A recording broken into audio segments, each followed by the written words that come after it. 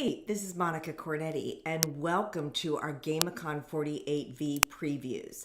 I am the president and founder of Sententia, and I'm also the game master for GameCon.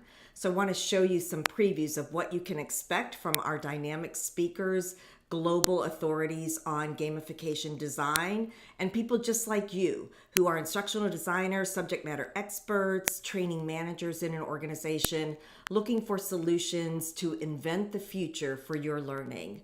So I want to share with you a short clip from Richard Durham today. Richard's one of our favorites on the platform because he's always focused on, well, how can we take what our subject matter experts want, which of course is to kind of open up that fire hose and give them every piece of information that's important. But how can we take what the subject matter experts want and make sure that we're not just designing a game or a gamified learning program just because somebody thinks it's a great idea, but how can we make sure that we're asking the right questions to get the right answers? So let's listen to what Richard has to say about this.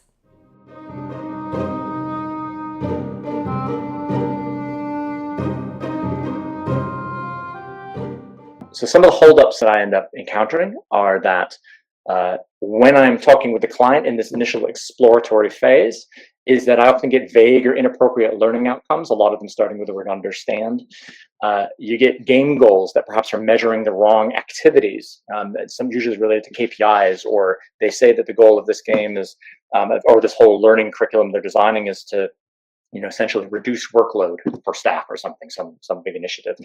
And then they have SMEs come in, and those SMEs, of course, have a lot of valuable content, and they want to shove it all into whatever activity you're making. And if you're making a model or simulation, they want everything in there, and you end up not focusing the model on the points for why it's being made. So what I'm going to look at today is this quick and dirty framework, which I've used and continuing to use and develop, might add, about finding those whys that are surrounding the skills. And I know that's a bit vague, and I'm going to get to what I mean by the whys here as well.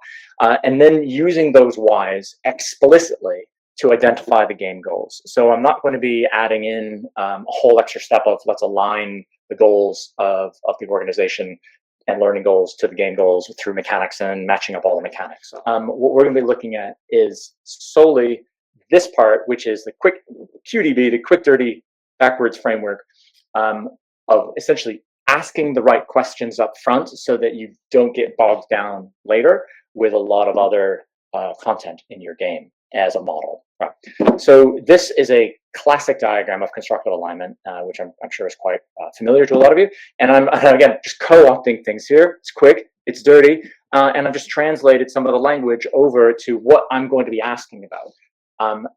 One of the key points of this model on the right here, which is the learning outcomes, I'm not differentiating really between the external aims and what the game's aims are. The external aims, the whys around how, the desired how bit, those are the learning outcomes. It's the why that I'm focusing on, meaning I don't want to ask questions like, with goals, external goals, where staff or whatever organization are going to learn to wash their hands appropriately before entering the clean space, right?